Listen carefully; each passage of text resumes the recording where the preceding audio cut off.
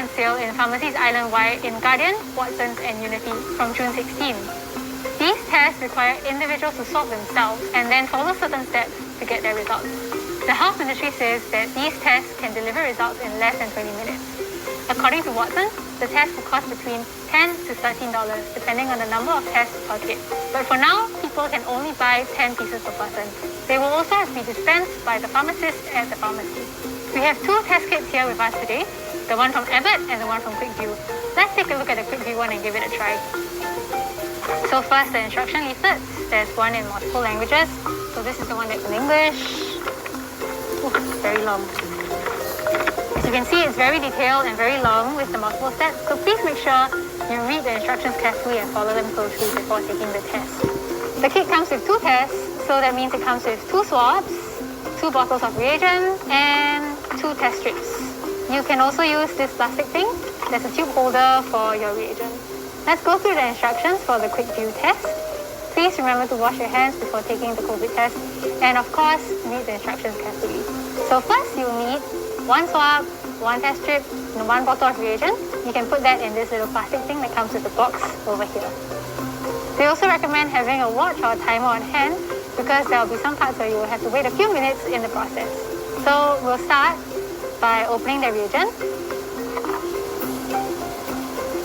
And the next thing you're going to use is our swab.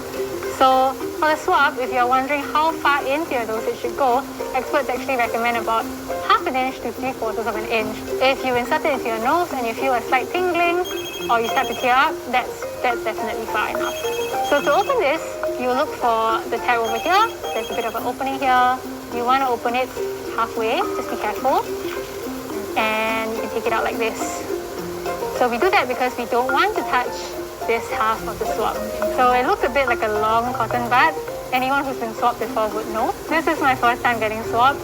I'm a bit nervous because I don't know what it feels like. I'm a bit scared. Okay, well, no time right now.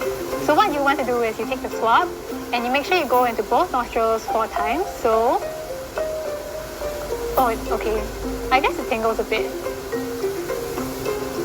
Oh, ooh, okay, I can feel myself tearing up. Okay, that's fine enough. Okay, 1, you want to rotate it 4 times, 2, 3, and 4. And then you use the same swab, the other nostril. Oh. 1, 2, 3, and 4. So make sure you rotate it at least 4 times for each nostril and use the same swab for both nostrils. And so what you want to do now is you want to press down and you want to swirl. Make sure that the swab hits the bottom. This is to make sure that the reagent comes into contact with the swab properly. Okay, 1, 2, 3, 4. And then now we'll wait for a minute. So it's been 1 minute, so we'll take the swab out now. So what you want to do is kind of squeeze the side, squeeze out all the water on the sides of the tube. And then we'll dispose of this now. So now it's time to use the test strip. Again, similar with the swab, you don't want to open it all the way. It's just about halfway. And then this is what you'll see. So this green and white part, you can hold this part. Don't touch the other side. Again, avoid this part, hold this part. And what you want to do next is we'll put it in the reagent. So we'll leave it there for 10 minutes. Some information about the test while we're waiting. This test has a shelf life of 24 months. It's also suitable for anyone aged 2 and above. For children aged 2 to 14, parents are recommended to do the test for their kids.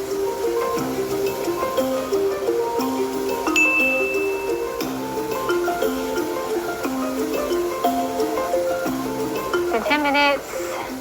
Okay, so we'll take a look at the results of the swab now.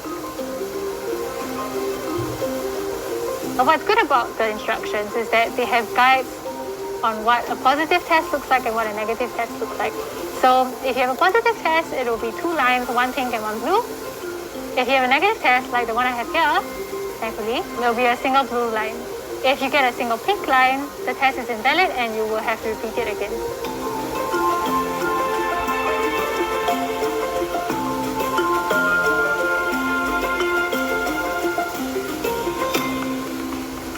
take a look at what's inside the Abbott test kit. This one comes with just one test. Let's open it up. So we have the info sheets in multiple languages. There's one in English. Let's see what it looks like. Seems like there's a few more steps than the other one.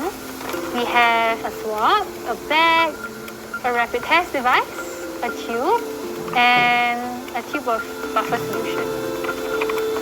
There's also a little plastic insert that I think you can use as a stand for the tube. So we'll start with the tube, prepare it, open this up, put it here. Okay, next we'll prepare the buffer solution. So hold on to the tab here firmly and twist to open. So you want to squeeze this into the tube. Make sure all the liquid goes in.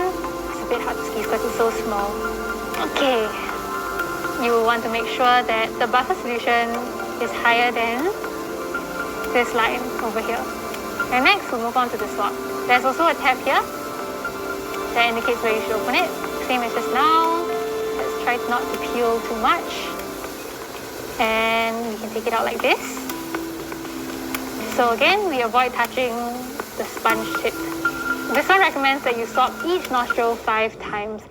So time for round 2. You want to push it into your nose horizontally. And 1, 2, 3, 4, 5. Ooh. And the other side. 1, 2, 3, 4, 5. I'm tearing up. So next, we'll insert the swab into the tube.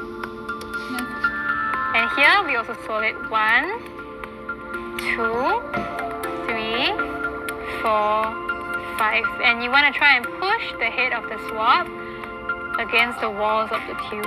And what you do next is you squeeze the tube and you pull your swab through the part you squeeze. This is to make sure that all the buffer solution goes back into the tube. So now you see here, there's a marking on the swab. What you want to do is, get ready, snap. Okay, so you can leave the swab into the tube. And what you want to do is close it back up. And we can just put it here. So now that part's done. We need to prepare the rapid test device. It looks like a snack. It's not.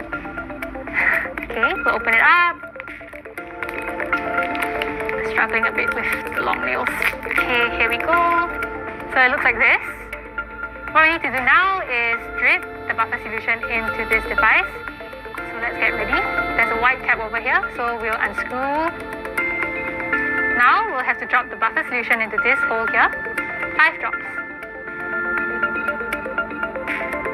1, 2, 3,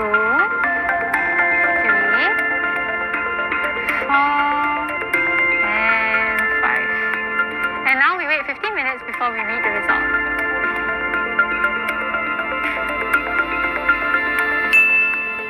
So it's been 15 minutes. We have a 5-minute window to look at the test results. This line here is the control. It indicates that the test has worked. If you have a negative test result like me, you will see one line.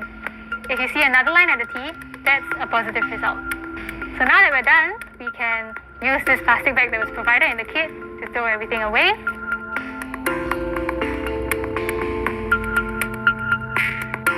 For those who intend to use the DIY antigen rapid test regularly, it's good to keep in mind that if you have a negative result, it doesn't mean you don't have COVID-19. It just means that you're less likely to have it. According to infectious diseases expert Dr. Leong Ho Nam, we have to follow the instructions strictly and to the letter. Dr. Leong says these DIY antigen rapid tests carry a similar sensitivity to PCR tests if they're done properly and regularly, about every 3 to 5 days. If you test positive on these DIY antigen rapid tests, you should immediately approach a swab and send home public health preparedness clinic to get a PCR test to confirm your results. You'll have to self-isolate until you obtain a negative PCR test result. If you test negative on these DIY tests but you still feel unwell or sick, you should still go see a doctor. Let's remain vigilant and continue to adhere to safe management measures.